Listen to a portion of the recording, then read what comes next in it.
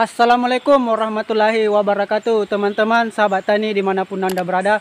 Pada video kali ini kita akan melihat nilam kita ya, yang sudah berumur 3 minggu dan cara bagaimana perawatan nilam di tahap kedua ya. Tahap kedua usia 21 hari sampai 30 hari. Dan hasilnya akan seperti ini. Yang ada di belakang saya ini adalah umur 1 bulan atau 30 hari sampai 40 hari. Nanti di sini akan kita praktekkan bagaimana perawatan nilam di usia part 3 ya. Sekarang nanti kita akan ke part 2. Dan buat teman-teman yang baru menemukan channel saya, dukung terus channel saya dengan cara klik like dan subscribe.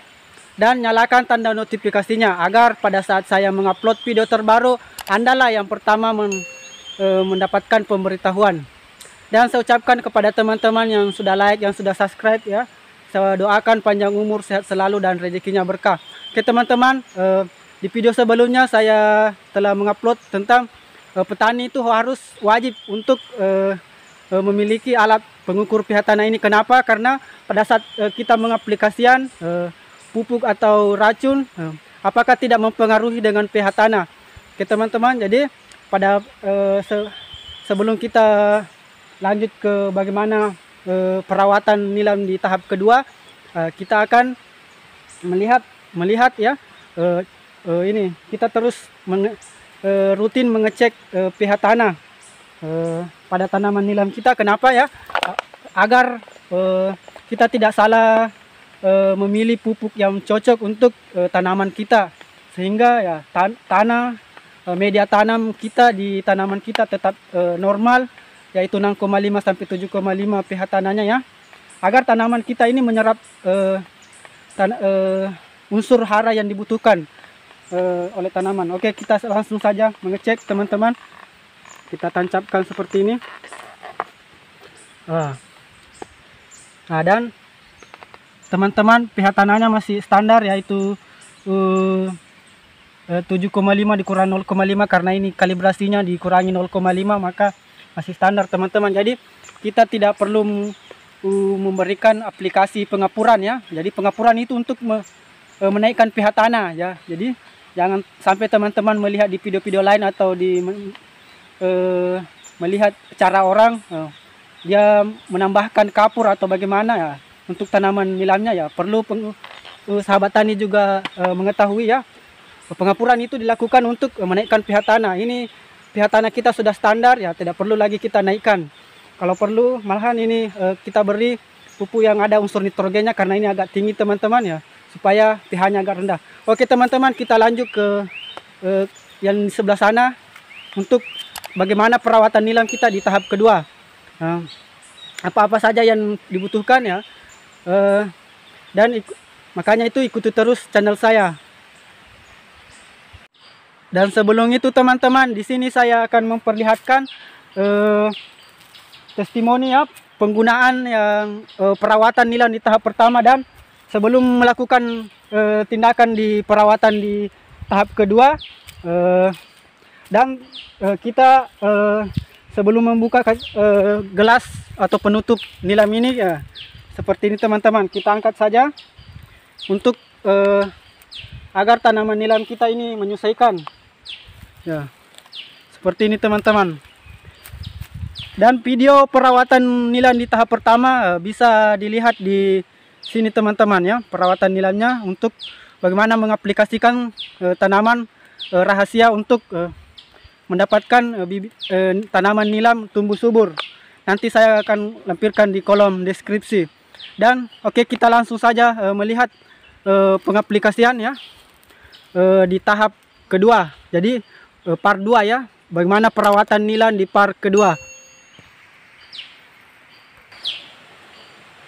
Oke teman-teman, di belakang saya ini ada tanaman nilam yang sudah dibuka penutupnya ya. Ada sebagian yang belum, itu karena saya sulami ya, ada kemarin yang mati ya, makanya saya sulami.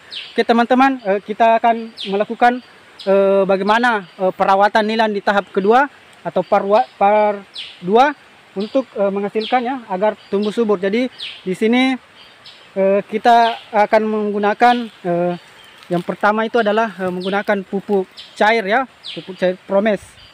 Dan di sini saya akan menggunakan Amister Top. Ini adalah bagian dari fungisida. Jadi fungisida teman-teman bisa gunakan Rabat dan Amister Top. Dan jadi teman-teman, Amister Top itu mencegah dan mengobati untuk penyakit kaki gajah pada tanaman nilam kita, yaitu budok. Jadi apalagi musim hujan, curah hujan saat ini sangat tinggi, jadi rentang untuk penyakit budok atau kaki gajah. Jadi kita bisa mencegahnya dengan menggunakan Amister Top ya teman-teman. Jadi penyakit gajah itu atau budok itu disebabkan karena cendawang atau jamur. Kemudian kelebihannya daripada Rabat yaitu adalah Amister Top ini mengandung ZPT ya, ZPT, zat pengatur tumbuh. Jadi merangsang untuk pertumbuhan akar, jadi nilam agar cepat tumbuh. Pupuk Promesnya seperti ini teman-teman, 1 botol. Kita pakai 2 botol ya.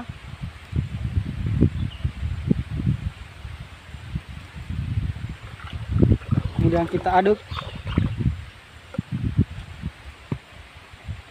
Yang kedua lagi teman-teman.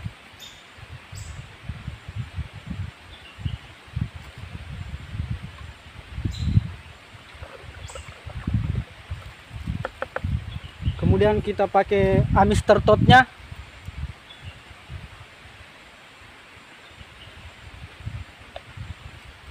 Satu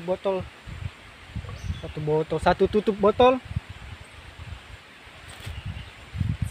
Nah, di sini teman-teman kita mau melihat aturan pencampurannya. Mohon maaf kalau ada penyuluh pertanian ya. Di sini saya tidak menggurui, tapi berdasarkan info yang pengetahuan yang saya dapat dari beberapa sumber ya, aturan pencampuran ya, ketika kita mencampur beberapa ya, utama antara pupuk dengan fungisida, ketika dia tidak berubah warna atau tidak ada butiran-butiran yang teman-teman, ketika melakukan pencampuran antara pupuk dengan fungisida itu tidak semuanya bisa larut dalam air, artinya tidak membuat gumpalan-gumpalan yang lain. Itu artinya pencampuran itu bisa efektif, sehingga kita saja langsung tuangkan di tangki kita untuk melakukan penyemprotan.